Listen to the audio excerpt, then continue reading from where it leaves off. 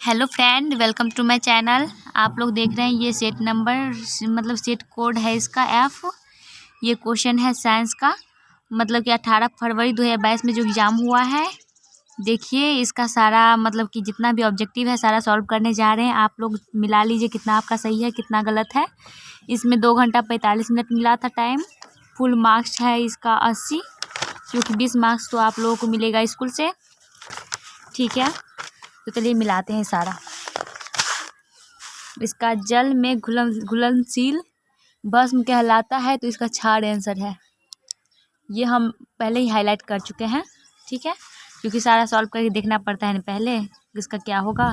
Soda S का रासायनिक सूत्र है तो NaCO3। ओके,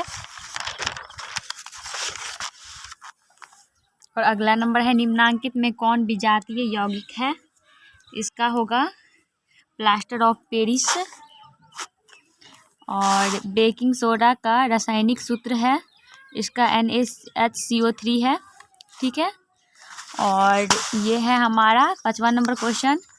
निम्नांकित में कौन संक्षारक अम्ल है।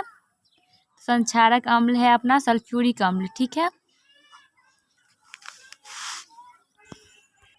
और छठा है मिल्क ऑफ मैग्नीशिया का pH मान होता है तो 10.5। ओके, और सल्फर का संयोजी सेल में इलेक्ट्रॉनों की संख्या, तो इलेक्ट्रॉन की संख्या 6, ठीक है।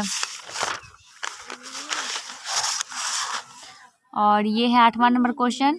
निम्नलिखित तत्वों में कौन आयनन ऊर्जा अधिकतम है, तो Cl कैल्शियम का। ओके, और निम्नलिखित में कौन सा मात्रक वाट के बराबर होता है, तो जूल पर सेकेंड, ठीक है।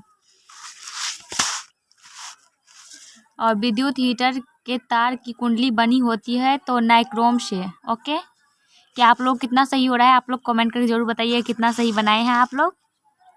और 11 नंबर क्वेश्चन है किसी परिपथ का वह गुण जो विद्युत ऊर्जा को ऊष्मा में बदल देता है, तो प्रतिरोध होगा इसका आंसर, ऑप्शन नंबर ए। और एक विद्युत सेल में से धारा प्राप्त करने पर इसके सिरों के बीच विभवांतर का मान होगा, तो इसका डाउट था थोड़ा, इसलिए हम नहीं कर पाए सॉल्व, क्योंकि कि हो रहा था ये होगा कि ये होगा, पता नहीं, कि इसका कुछ समझ ही नहीं आया मुझे।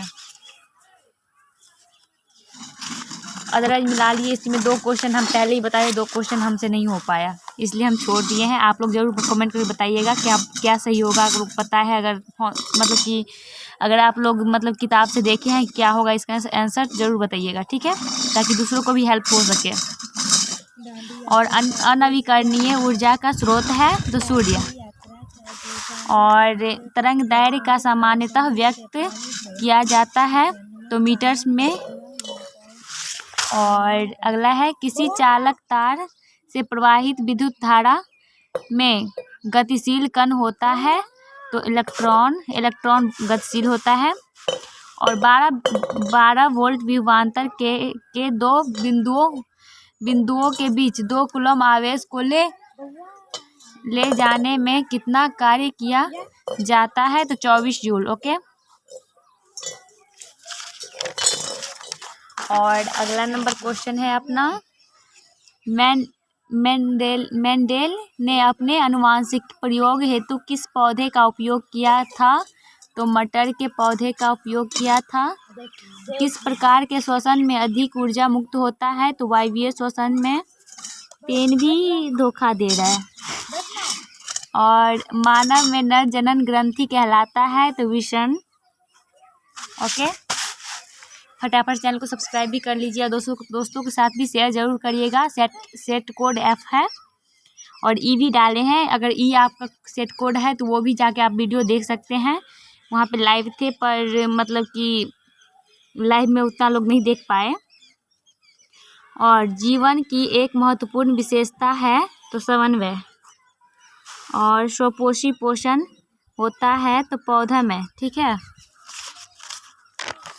आप लोग ज़रूर बताइए कितना सही है आप सबका। और अगर पसंद आए और कुछ फ़ायदा मिला हो तो लाइक भी चैनल को कर लीजिएगा। ग्लाइकोलाइसिस होता है तो कोशिका द्रव में, ठीक है।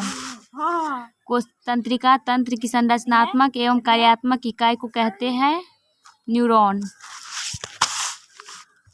कौन सा एंजाइम वसा पर क्रिया करता है तो लाइपेज, ठीक है।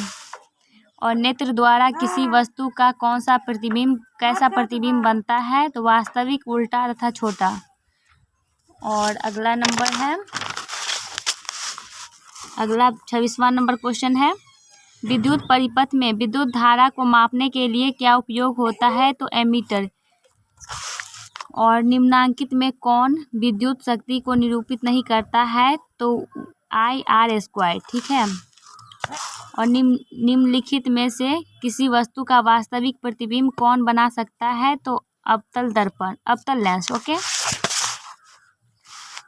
किसी बिंदु वस्तु से निकलकर किरणें किसी लेंस से अपवर्तित होकर जिस बिंदु पर मिलती है वह प्रतिबिंब बिंदु कहलाता है। क्योंकि जैसे ये दर्पण है, ठीक है, ये है वक्रता, मतलब कि ये है वक्रता केंद्र, और यहाँ से अगर मतलब कि गुजरा तो यहाँ पे अगर मिला तो ये भी तो मतलब कि ये यही हुआ प्रतिबिंब बिंदु, इसलिए ये से प्रतिबिंब बिंदु कहा जाता है, ठीक है। और अगला है, फोटोग्राफी कैमरा के अभिदृश्यक होता है तो उत्तल लेंस, ओके। और अगला नंबर है अपना 21 नंबर क्वेश्चन, किसी शब्दकोश में पाए गए छोटे अक्षरों को पढ़ते समय आप निम्न में से कौन सा लेंस पसंद करेंगे। तो हम मतलब कि हम क्या सब यही पसंद करेंगे, मतलब रूल ही यही है, पता नहीं, हम तो लेंस यूज नहीं करते हैं, मजाक कर लिए थोड़ा। मतलब 5 सेंटीमीटर फोकस दूरी का एक उत्तल लेंस, ठीक है, यही होगा सटीक आंसर, पक्का पक्की। और किसी गोलीय दर्पण तथा किसी पतले गोलीय लेंस दोनों की फोकस दूरियां -15 सेंटीमीटर है। दर्पण तथा लेंस संभवतः है तो दोनों अवतल, ठीक है। कॉर्पस ल्यूटियम से स्रावित हार्मोन है तो प्रोजेस्टेरॉन। और पारिस्थितिक तंत्र में ऊर्जा का स्रोत है तो सूर्य प्रकाश, ओके। और मानव का उद्भव स्थान है अमेरिका। और निम्नलिखित में कौन लैंगिक जनन संचारित रोग है तो एड्स। मानव गुर्दे का आकार होता है सेम के बीज के आकार। और किशोरावस्था में होने वाली शारीरिक परिवर्तन का कारण है ए और बी दोनों, यानी टेस्टोस्टेरोन और एस्ट्रोजेन, ठीक है। और यौन परिपक्वता की अवधि को कहते हैं यौवनारंभ। और अगला नंबर क्वेश्चन है, ओजोन परत का ह्रास मुख्यतः किसके द्वारा होता है तो CFS, यानी क्लोरोफ्लोरोकार्बन, ठीक है। CFS का फुल फॉर्म होता है क्लोरोफ्लोरोकार्बन, ठीक है। आप लोग फटाफट से दोस्तों के साथ शेयर भी ज़रूर करिएगा ताकि वो भी अपना चेक कर सके कितना वो बनाए हैं सही, ठीक है। और कमेंट करके ज़रूर बताइएगा। वोल्ट बराबर होता है प्रति जूल बाय कूलम, ठीक है। और विद्युत आवेश के प्रवाह दर को कहते हैं विद्युत धारा, ठीक है। ये जिससे हम लिए हैं क्वेश्चन वो सही लगाई है, देखिए आप। और निम्नांकित में कौन सा कथन सत्य है, जूल बराबर कूलम गुने वोल्ट। और -CHO अभिक्रियाशील समूह को कहते हैं एल्डिहाइडिक समूह, ओके।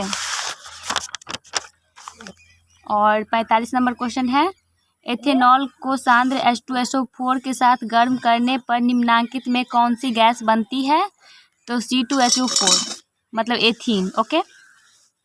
और जिंक ब्लेंड निम्नांकित में किस धातु का अयस्क है तो Zn, यानी जिंक का ही है, ठीक है। ये 47 नंबर है, आवर्त सारणी के किसी आवर्त के तत्वों में कौन सा गुण समान होता है? तो कक्षों की संख्या। ओके। और ओजोन का आणविक सूत्र O3 होता है। ठीक है।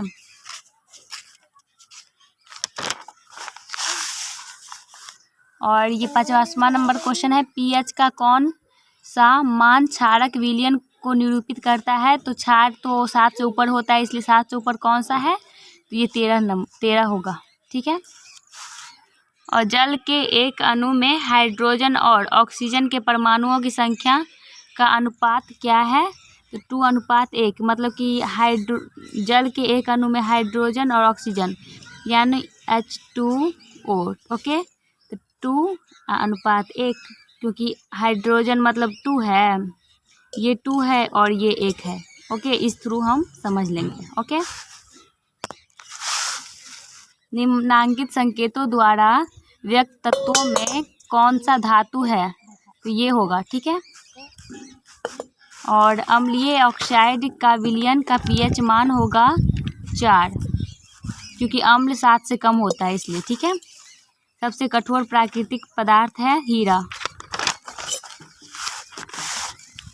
और सिल्वर आयोडाइड का रंग कैसा होता है? तो पीला होता है। श्वसन किस प्रकार के रासायनिक अभिक्रिया है? तो ऊष्माक्षेपी। आवर्त सारणी के प्रथम आवर्त में तत्वों की संख्या होती है, तो 2 होगा। ठीक है। निम्नलिखित में किससे इलेक्ट्रॉन को बाहर निकलना सबसे आसान है? तो M से। ठीक है।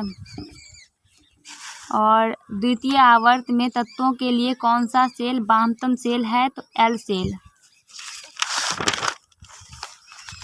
और 60 नंबर क्वेश्चन है, संतृप्त हाइड्रोकार्बन श्रेणी के सदस्यों को कहा जाता है एल्केन। और मेंडलीव द्वारा छोड़े गए आवर्त सारणी के रिक्त स्थानों में बाद में निम्नलिखित में कौन सा तत्व प्रतिस्थापित किया गया? गैलियम और जर्मेनियम भी था।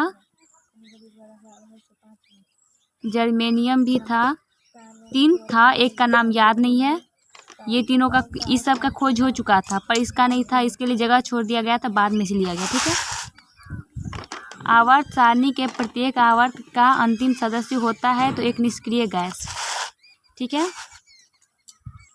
और किसी तत्व में 2 सेल और दोनों ही इलेक्ट्रॉनों से पूर्णतः भरे हुए वह तत्व है नियॉन।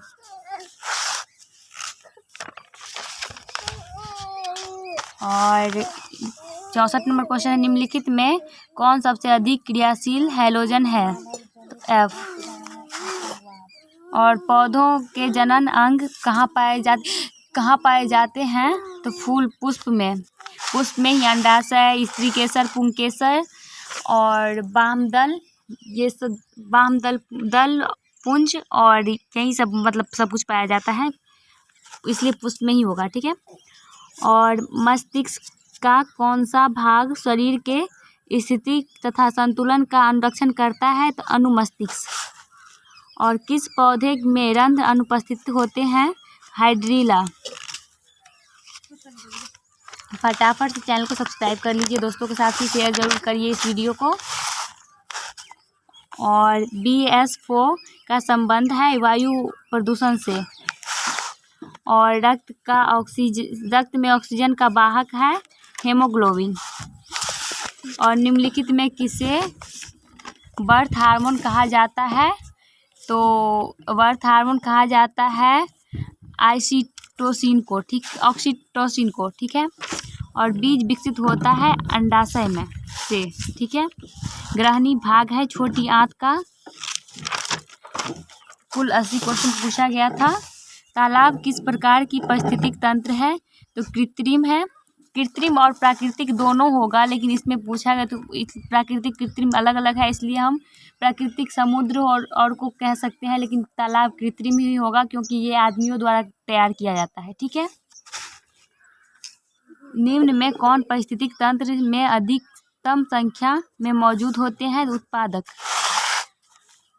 जीवों की उत्पत्ति के पहले पृथ्वी पर निम्नलिखित में क्या नहीं था? तो ये ये नहीं था, ठीक है, ये होगा, ये गलत है। और भारत में उत्पादित प्रतिवर्ती विद्युत धारा की आवृत्ति है 50 Hz, ठीक है।